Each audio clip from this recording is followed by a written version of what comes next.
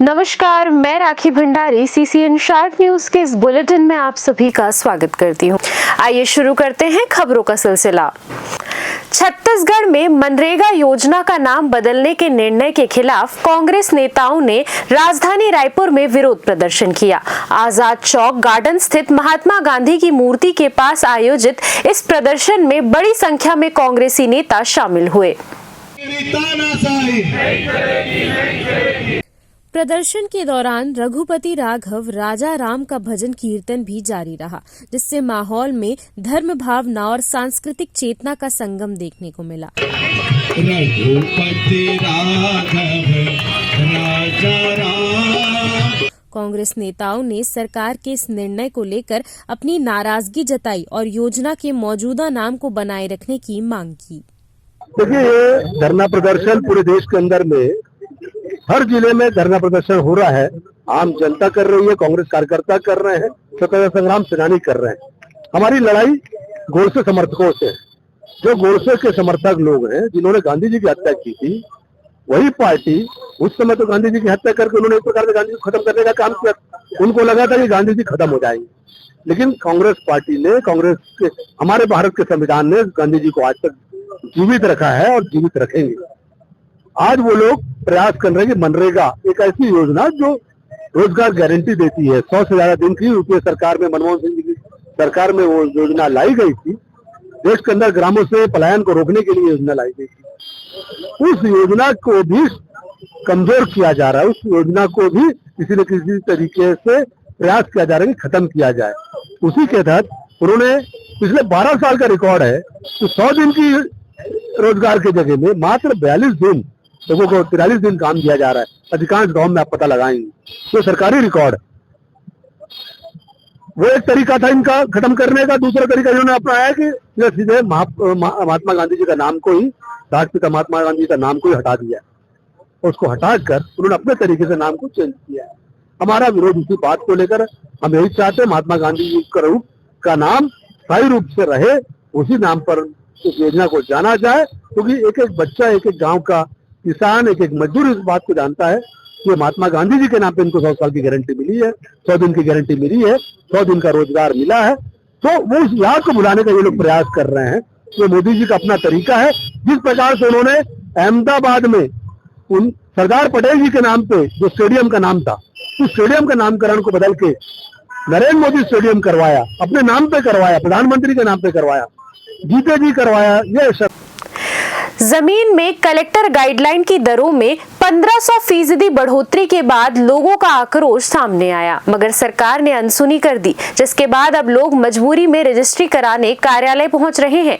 एक वजह यह भी है कि बीते 2 दिनों से सर्वर में खराबी आ गई थी, जिसकी वजह से गुरुवार और शुक्रवार को रजिस्ट्री नहीं हुई। इसके बाद सोमवार को भीड़ देखने को मिली। लोगों में काफी नाराजगी है और लोग अब सरकार की अनदेखी के बाद न्यायालय का दरवाजा खटखटाने की बातें कर रहे हैं। राजधानी रायपुर के पंजीयक कार्यालय में मैं मौजूद हूं और एक खुशी की बात ये पर सामने देखने को मिल रही है, जहां पर अमूमन जब से नई गाइडलाइन लागू की गई थी तब से भीड़ नदारत नज़र आ रही थी, मगर आप यहां पर आप देख पा रहे हैं कि लोग यहां पर रजिस्ट्री का इंतज़ार कर रहे हैं और अपने जो रजिस्ट्री है वो करने के लिए लाइन पे है, कतारों पे है। मैं अंदर की भी तस्वीर आपको दिखाता हूं कि जो यहाँ पर जो पंजीयक कार्यालय में अब जो पहले की स्थिति यहाँ पर नजर आ रही है। हालांकि गाइडलाइन में कोई परिवर्तन नहीं किया गया है। जो नई गाइडलाइन लागू की गई थी वो यथावत है। एक आध जगह को छोड़ दिया जाए तो वो यथावत है। और आप यहाँ पर देख पा रहे हैं कि जो भीड़ है वो यहाँ पर काफ़ी संख्या में लोग इंतज़ार कर रहे हैं, अपनी बारी का इंतज़ार कर रहे हैं। रजिस्ट्री कराने यहाँ पर लोग पहुँचे हुए हैं। जी सर, कैसे पहुँचे सर आप? रजिस्ट्री कराना है। तो ये गाइडलाइन की दरें जो बढ़ गई थी वो क्या कम हो गई है या वही है, बढ़ी हुई है? अभी वही है। बढ़ी हुई है? हाँ, बढ़ी हुई है। तो बढ़ी हुई में आप करा रहे हैं? हाँ। तो उम्मीद नहीं है कि कम होगी? ये तो पता नहीं है कब होगी, कम होगी कि नहीं होगी क्या पता। हाँ जी। तो कितना नंबर लग रहा है आपका यहाँ पे? समय क्या मिला है अभी? समय 12 बजे का था। 12 बजे का समय मिला था। हाँ।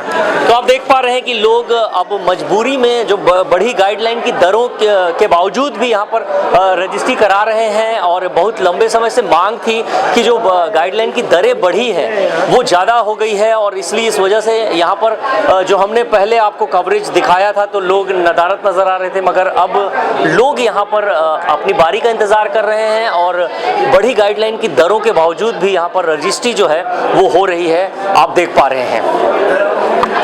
गाइडलाइन की जो दरें हैं वो बढ़ी हुई है, उसके बावजूद यहाँ पर भीड़ आप देख पा रहे हैं कि लोग रजिस्ट्री लगातार करा रहे हैं। वकीलों ने मांग की थी कि जो दरें हैं उसे वापस लेनी चाहिए, नहीं तो कानूनी लड़ाई वो लड़ेंगे। जी, अभी भी यहाँ पर रजिस्ट्री के लिए लोग तो आ रहे हैं ना? आ तो रहे हैं, लेकिन वैल्यू अभी भी कम नहीं हुई है। अभी भी लोगों की तकलीफ वही की वही है। तो अब क्या करेंगे ऐसे में स्थिति में? हम लोग सरकार से दरख्वास्त करते हैं हाँ कि भाई जो दरें हैं उसको कम किया जाए ताकि पब्लिक को कम से कम अधिक से अधिक फायदा मिले जी। है ना। इसीलिए हम लोग एक प्रेस कॉन्फ्रेंस में इसमें वो मूवमेंट भी करवाए थे कि भाई चलो सरकार कम से कम चेताए, क्योंकि सरकार अगर नहीं चेताएगी तो फिर हम लोग को जमीन पर आंदोलन करना पड़ेगा। किसान संगठन ने भी आंदोलन की चेतावनी दी थी। हाँ सर, तो वो अभी बातचीत चल रही है सर। अगर सरकार कब तक नहीं चेताती है ना, सरकार को समय दिया गया है, अगर सरकार नहीं चेताएगी तो फिर हम लोग तो काफी लोग यहाँ पर दिखाई दे रहे हैं, मतलब लोग चाहते हैं कि बढ़ी दरों में भी रजिस्ट्री हो जाए। नहीं, लोग नहीं चाहते सर, उनकी मजबूरी है भाई। जो सौदा कर चुके हैं या जिनके पास फाइनेंशियल प्रॉब्लम है या फाइनेंस करवा के रखी हुई है रजिस्ट्री को, तो उनको तो मजबूरी है, तो करवाएंगे। लेकिन वो चाह नहीं रहे, लोगों की चाहत इसमें इच्छा उनकी नहीं है, लेकिन मजबूरी बस करवा रहे हैं। 15 गुना बढ़ी है दरें। बिल्कुल बिल्कुल 15 गुना बढ़ी है सर, बहुत रेशो बढ़ी है। और हो क्या रहा है कि इसमें और नुकसान भी हो रहा है।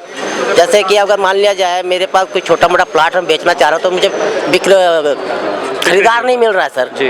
तो मेरे को जमीन बेच के अपने पिताजी का इलाज कराना है या मेरे को कुछ भी फाइनेंशियल सहयोग चाहिए तो मुझे भी नहीं मिल रहा था। तो इसमें प्रॉब्लम आ रही है सर बड़ी दरों में कि खरीदार नहीं मिल रहे हैं जी। इसलिए हम लोग सरकार से रिक्वेस्ट करते हैं सर कि जो बढ़ी हुई दरें है उसको कम किया जाए, और यदि नहीं करेंगे तो फिर हम लोग कानूनी लड़ाई तो लड़ेंगे जी। तो आपने देखा कि बढ़ी दरों के बावजूद जो लोग जो एग्रीमेंट कर चुके थे वो तो यहाँ पर अपनी बारी का इंतजार कर रजिस्ट्री का टोकन कटा रहे हैं और रजिस्ट्री करा रहे हैं, मगर एक मांग यहाँ पर लगातार हो रही है कि जो बढ़ी गाइडलाइन की दरें हैं उसे कम करनी होगी ताकि आम लोग, जो आम नागरिक हैं, उन्हें इसका फायदा मिल सके। अपने सहयोगी विशाल के साथ Raju Diwan, CCN shark news.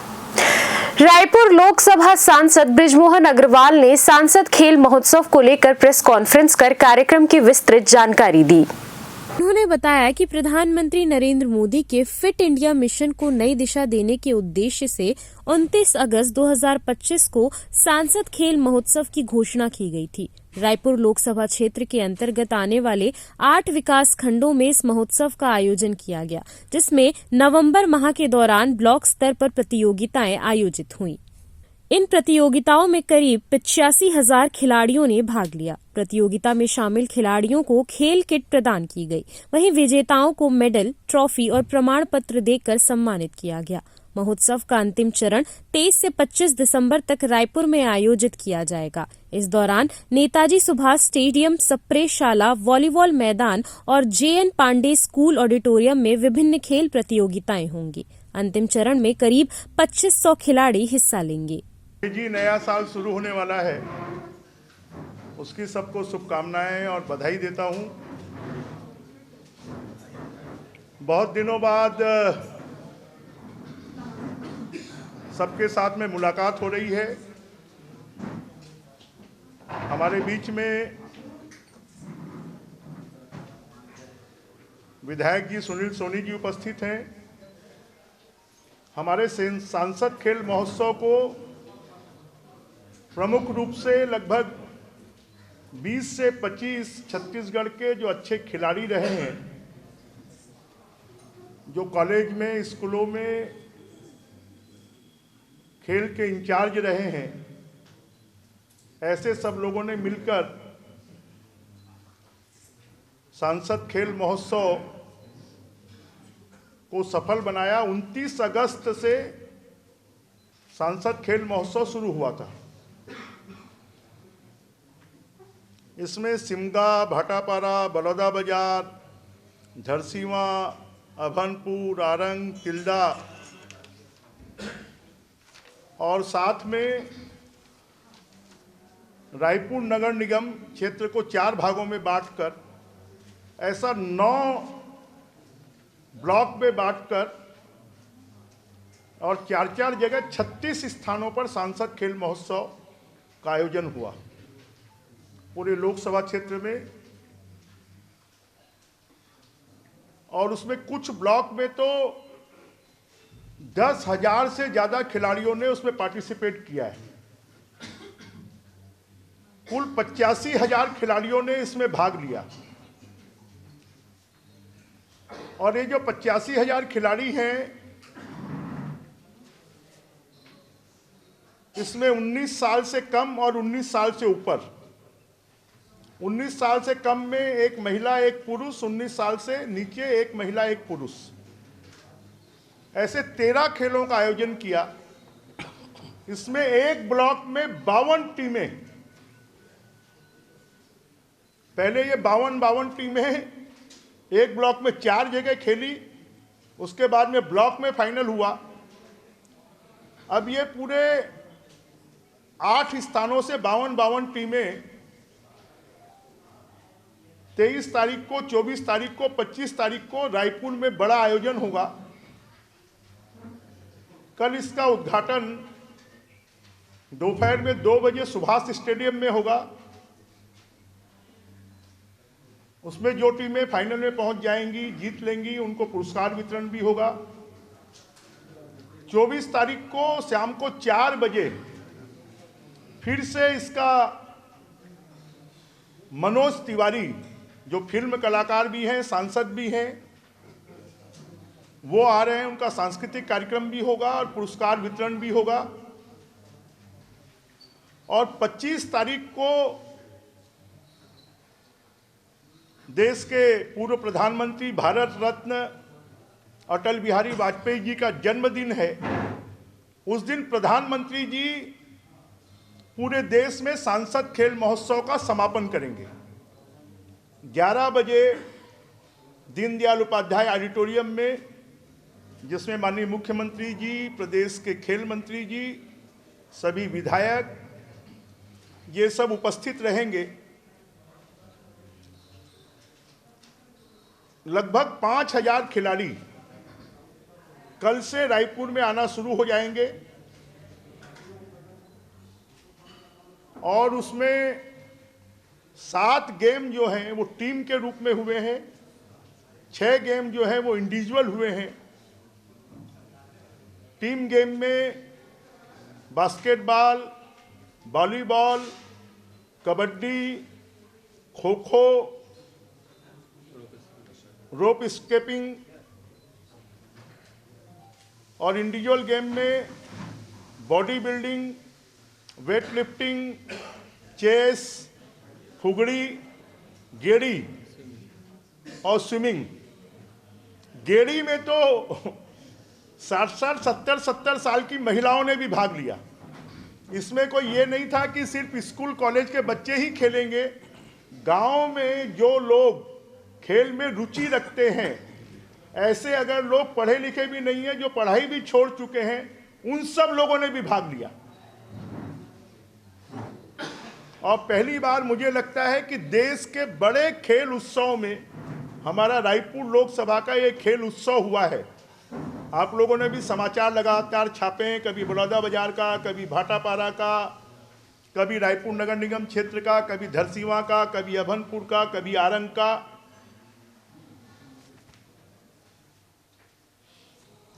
और सभी विजेताओं को इसमें हम मेडल भी देने वाले हैं, ट्रॉफी भी देने वाले हैं और सर्टिफिकेट भी देने वाले हैं। जो बच्चे होते हैं वो सर्टिफिकेट उनके जीवन में बहुत काम आती है। रायपुर में भारत के श्रम सुधार 4 श्रम संहिताएं लागू विषय पर एक विशेष वार्ता कार्यक्रम का आयोजन किया गया। ये वार्ता भारत सरकार द्वारा 21 नवंबर 2025 को लागू की गई 4 ऐतिहासिक श्रम संहिताओं के दूरगामी प्रभावों, उनके प्रभावी क्रियान्वयन तथा भावी कार्य योजना पर केंद्रित रही। इस विशेष परिचर्चा का उद्देश्य मीडिया के माध्यम से आम जनमानस और श्रमिक वर्ग तक श्रम सुधारों से जुड़ी सटीक, तथ्यपरक और प्रामाणिक जानकारी पहुंचाना है। कार्यक्रम में संबंधित विभागों के वरिष्ठ अधिकारी और विषय विशेषज्ञों जो श्रम संहिताओं के सकारात्मक प्रभावों और भविष्य के रोड मैप पर विस्तार से प्रकाश डाला। इस वार्ता में मजदूरी संहिता 2019, सामाजिक सुरक्षा संहिता 2020, औद्योगिक संबंध संहिता 2020 तथा व्यावसायिक सुरक्षा, स्वास्थ्य और कार्य दशाएं संहिता 2020 के प्रमुख प्रावधानों पर विस्तृत चर्चा की जाएगी। इन श्रम सुधारों का उद्देश्य व्यापार सुगमता को बढ़ावा देने के साथ साथ देश के करोड़ों श्रमिकों को न्यूनतम मजदूरी की सुनिश्चितता, व्यापक सामाजिक सुरक्षा कवरेज तथा सुरक्षित और स्वस्थ कार्यस्थल उपलब्ध कराना है। कार्यक्रम में इस बात पर भी विशेष बल दिया जाएगा कि ये सुधार विकसित भारत के लक्ष्य की प्राप्ति में किस प्रकार महत्वपूर्ण भूमिका निभाएंगे। तो देखिए, बेसिकली ये जो कॉन्फ्रेंस है ये 4 नई श्रम संहिताओं के बारे में ज़्यादा से ज़्यादा स्थापनाओं को इसके बारे में पता लगे उसके लिए की जा रही है। 21 नवंबर को भारत सरकार ने 29 डिफरेंट लेबर जो लॉज हैं सेंट्रल, उन सबको सिंप्लीफाई करके 4 लेबर कोड्स बनाए गए थे, उनकी अधिसूचना जारी की है। और ये industrial relations code, code on social security, occupational health and safety code और code on wages, 4 labour codes हैं। बेसिकली 44 सेंट्रल लेबर लॉज हैं जिनमें से 12 रिपील किए गए थे और 29 को सिंप्लीफाई करके इन्होंने 4 लेबर कोड्स में बनाए, जिनका मुख्य कारण ये है कि बहुत सारे जो कानून थे ये 1936 में payment of wages act, employee compensation act 1923 में, ट्रेड यूनियन एक्ट 1926 में, इंडस्ट्रियल रिलेशंस एक्ट 1947 में, तो ये सारे बहुत सारे कॉलोनियल फ्रेमवर्क में बने थे। तो आज के परिवेश में इन अधिनियमों को एकीकृत करना, उनका सरलीकरण करना और उनके माध्यम से आज का जो परिवेश है, जैसे ग्लोबलाइज वर्ल्ड है, तो विकसित भारत का हमारा जो परिकल्पना है उसके लिए बहुत ज़रूरी था कि लेबर लॉस को हम लोग सिंप्लीफाई करें। 1228 सेक्शंस को सिंप्लीफाई करके सरकार ने लगभग 480 सेक्शंस बनाए। बहुत सारे प्रोविजंस को डीक्रिमिनलाइज किया गया है। सबसे पहले 8 भाई दबा लेना यार, तो ईज़ ऑफ डूइंग बिजनेस को सरकार चाहती है प्रमोट हो, समग्र आर्थिक विकास हो और औपचारीकरण हो अर्थव्यवस्था का, फॉर्मलाइजेशन हो इकोनॉमी की, सबको सामाजिक सुरक्षा का कवर मिले। तो ये इसके मुख्य कारण हैं जो कि विकसित भारत 2047 के विजन में भी आते हैं। तो इसमें एक समय था जब स्थापनाओं के लिए 84 रिटर्न्स फाइल करने होते थे, 84 रजिस्टर्स होते थे, 31 रिटर्न्स होते थे, 4 लाइसेंस होते थे। तो वो सब करके सरकार ने बोला कि 1 रजिस्ट्रेशन हो, 1 लाइसेंस हो और 1 रिटर्न हो। तो ये बहुत बड़ा क्रांतिकारी पहल है। इससे स्थापनाओं के लिए भी बहुत एक आने वाले समय में कंप्लायंस कॉस्ट रिड्यूस होगा और जो हमारी इकोनॉमी है फॉर्मलाइज होगी, वर्कर्स को सोशल सिक्योरिटी कवर मिलेगा, गिग एंड प्लेटफॉर्म वर्कर्स की भी इसमें एक रिकॉग्निशन हुई है। तो निश्चित ही ये बहुत सराहनीय पहल है और आने वाले समय में इसके बहुत हमें अच्छे रिजल्ट्स मिलेंगे। भारतीय जनता पार्टी द्वारा स्वीटी कौशिक को एक बार फिर भाजपा भिलाई महिला मोर्चा का जिला अध्यक्ष नियुक्त किए जाने पर संगठन में हर्ष का माहौल है। नियुक्ति के बाद मीडिया से चर्चा करते हुए स्वीटी कौशिक ने भाजपा के शीर्ष नेतृत्व का आभार व्यक्त किया और कहा कि पार्टी ने जो विश्वास उन पर जताया है उस पर वे पूरी निष्ठा और समर्पण के साथ खरी उतरेंगी। उन्होंने कहा कि महिला मोर्चा संगठन को और अधिक सशक्त बनाना, महिलाओं को पार्टी की जन कल्याणकारी योजनाओं से जोड़ना तथा बूथ स्तर तक संगठन को मजबूत करना उनकी प्राथमिकता रहेगी।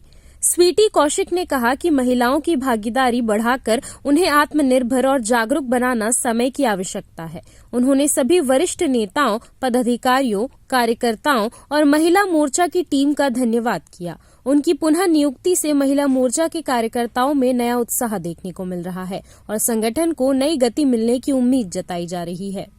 ये शीर्ष नेतृत्व का मैं बहुत बहुत धन्यवाद देना चाहूँगी और जिला में हमारे जो जिला अध्यक्ष हैं पुरुषोत्तम देवांगन भैया, उनका हृदय से आभार।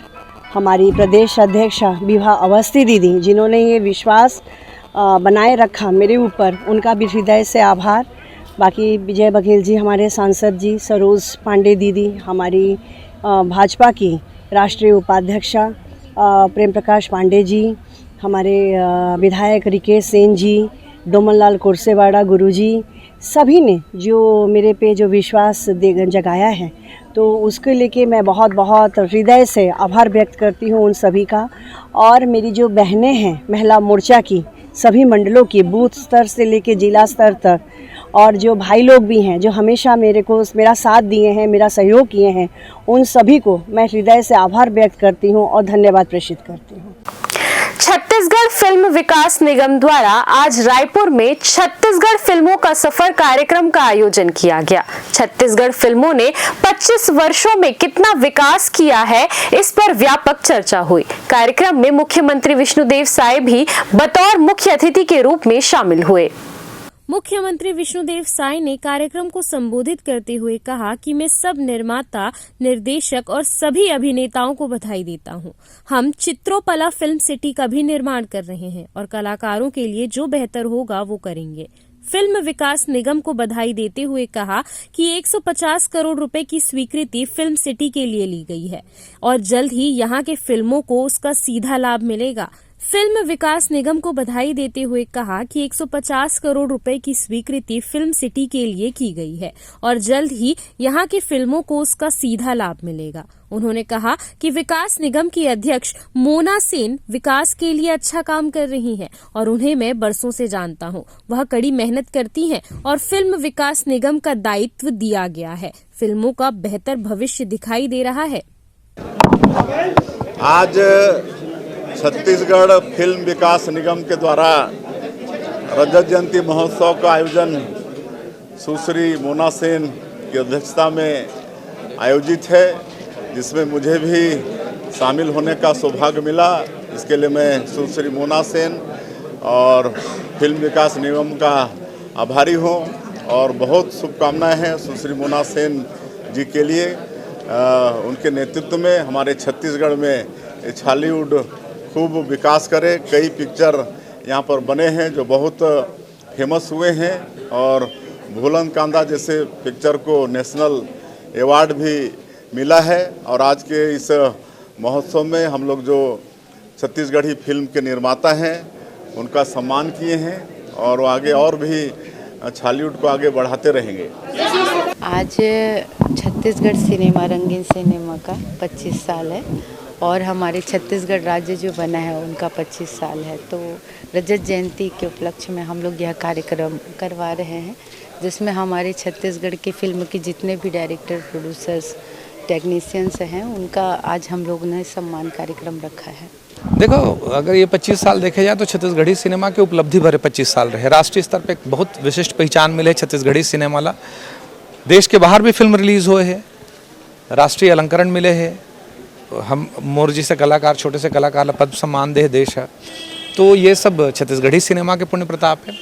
और रही सवाल कि डॉक्टर रमन सिंह जी जब मुख्यमंत्री रहे तो उमना फिल्म विकास निगम बनाए रहे हैं। ओखर बाद अभी जो फिल्म सिटी के बात है, फिल्म सिटी के लगभग 150 करोड़ के फिल्म सिटी बना थे। ये हमारे सरकार के देन है, केंद्र सरकार और राज्य सरकार के प्रयास से ये हो पाते है। तो ये सब तो उपलब्धि निश्चित तौर पे रहे, लेकिन ये विकास के सतत परंपरा यानी प्रक्रिया है। तो एमा मोला लगता है कि अभी बहुत सारा ऐसे चीज़ है जिनमें बेहतरी होना चाहिए। नंबर ऑफ थिएटर्स बढ़ना चाहिए और सब्सिडी के जो पॉलिसी है वो धरातल पे उतारे के प्रयास करे जाए।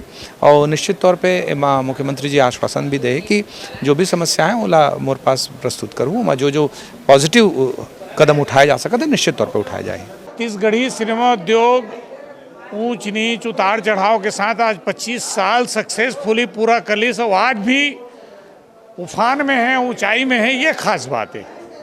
छत्तीसगढ़ सरकार ला भी 25 साल हो गए। हमार सरकार है, हमारे सरकार डॉक्टर रमन सिंह जी के कार्यकाल में 2018 में निगम के गठित हो रही से निगम है और आज वो पूर्ण रूपे निगम गठित हो गए, अध्यक्ष बैठ गए, फिल्म सिटी के फंड आ गए। ये बहुत खास बात है। ये कर से ये साबित होते कि बीजेपी जो बोलते वो करते। बीजेपी केवल बात नहीं करे। भूपेश बघेल कांग्रेस के सरकार में फिल्म विकास निगम ला फिल्म विकास समिति बना दे रही से और जतका परदेसिया नाम नहीं लाओ में है, नाम भी ले देता हूँ। गौरव द्विवेदी जिन गुड़गांव के रहने वाला, जैन देशमुख जिन बम्बई के आर्ट डायरेक्टर वाला का लेना देना छत्तीसगढ़ी सिनेमा से। और जतका भी वेब सीरीज वाला बम्बई वाला मनात रही से तेमन यहाँ के जतका भी छोटे छोटे कलाकार है तेमन जूनियर आर्टिस्ट भीड़ में काम देते रही से कुछ नहीं हुए है। भूपेश बघेल केवल बोरेवासी खवा के बेवकूफ़ बनाए आदमी ला।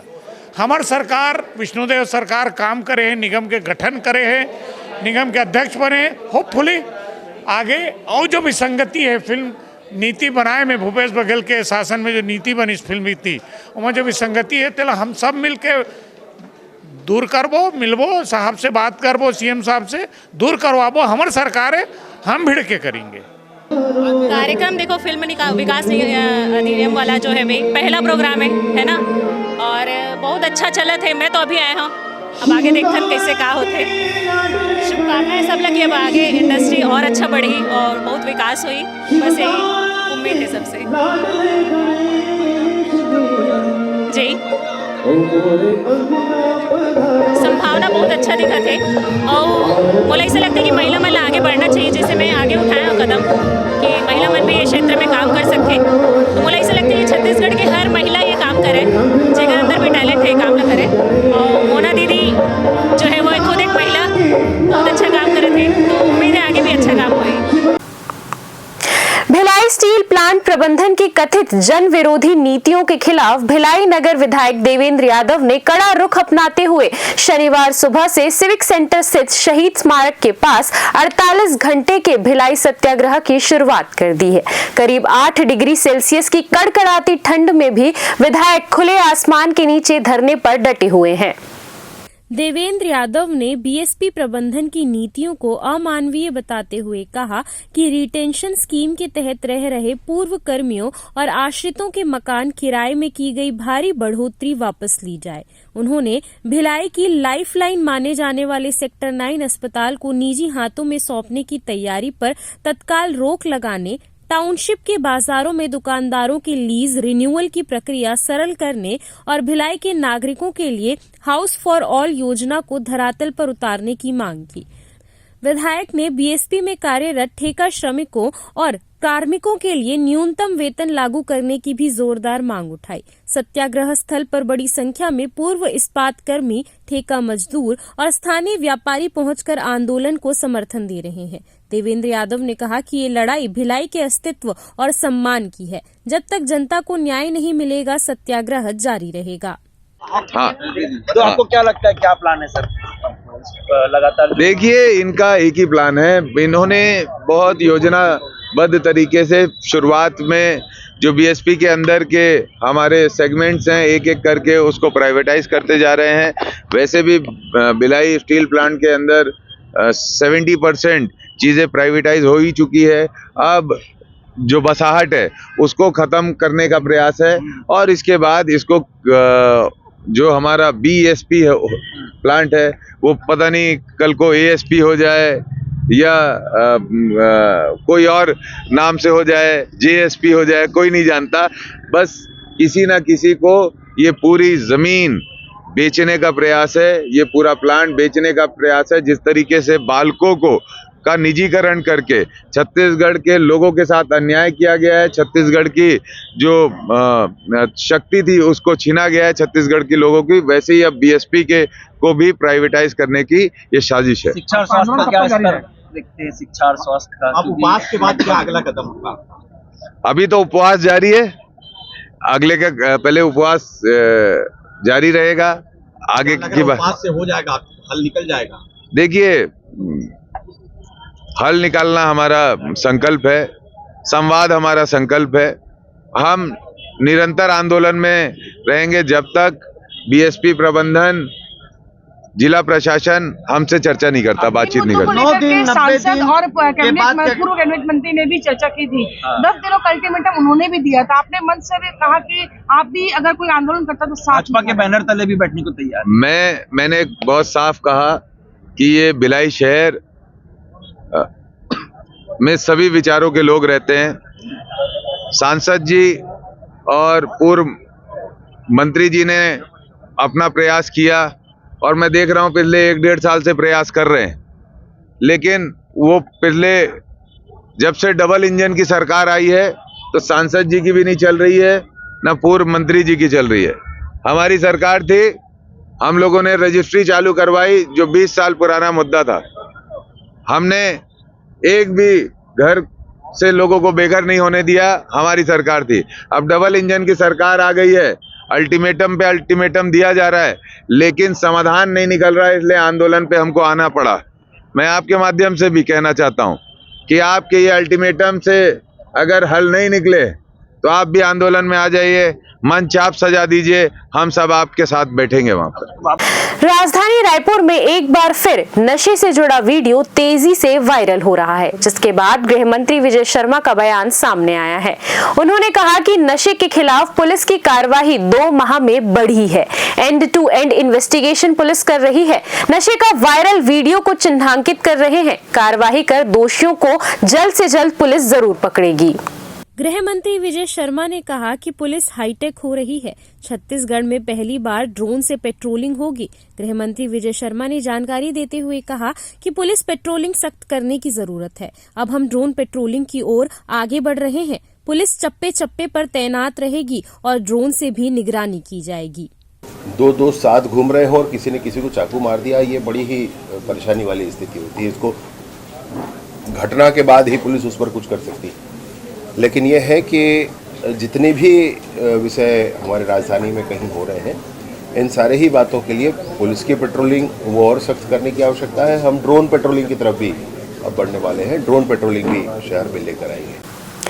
15 दिसंबर 2025 को गांव में बड़ा विवाद सामने आया, जहां ग्राम सरपंच के पिता के कफन दफन को लेकर विवाद हुआ। सरपंच राजमल सलाम अपने स्वर्गीय पिता का दफन ईसाई धर्म से करना चाह रहे थे और उन्होंने निजी भूमि में दफन करने की बात की। जनजाति गांव की रीति रिवाज अनुसार गांव के वरिष्ठों की अनुमति बिना कभी भी कफन दफन का काम नहीं किया जाता है। गांव का सरपंच बाहरी व्यक्तियों के सहयोग से जबरन गांव के परंपरा और संस्कृति को दरकिनार कर मनमानी करने लगा है।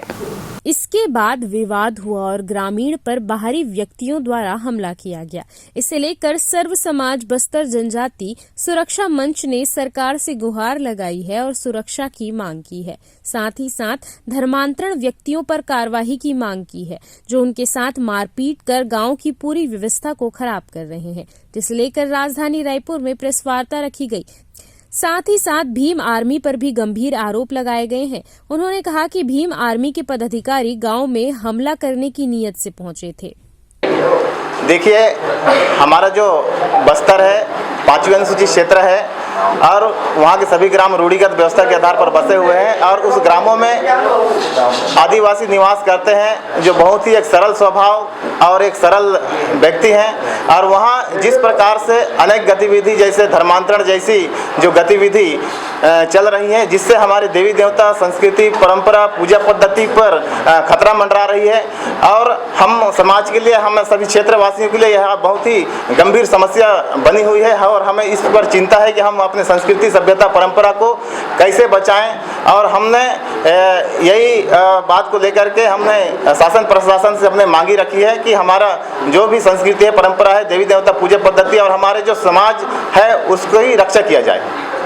आपका पूरा नाम बता देगा? मैं देवेंद्र टेकाम, सदस्य जिला पंचायत कांकेर। धर्म बता रहे हैं ईसाई धर्म पे हम हमारा में परगाने में मैं दे रहा हूँ, जगह नहीं दे रहा हूँ ईसाई वालों को, जगह नहीं दे रहा हूँ, मेरा परगाने में नहीं दे रहा हूँ। मैं देवता मन जो वहाँ से गलत हो रहा है, मेरा देवता चल रहा है, उधर लिंगा ढुक रहा है, वही है पूरा परगाने में चल रहा है देवता का। उन लोग क्या चाहते हैं? उन लोग जगह चाहते हैं, तो जगह तो हम नहीं दे रहे हैं। बोलते हैं आपसे, मांग करते हैं? नहीं मांगा, नहीं रहा, मांगे नहीं, आके सीधा गड़ा दिए। गड़ा दे मेरा उतना नहीं। इस वक्त के इस बुलेटिन में फिलहाल इतना ही। मुझे दीजिए इजाजत और आप देखते रहिए CCN शार्प न्यूज।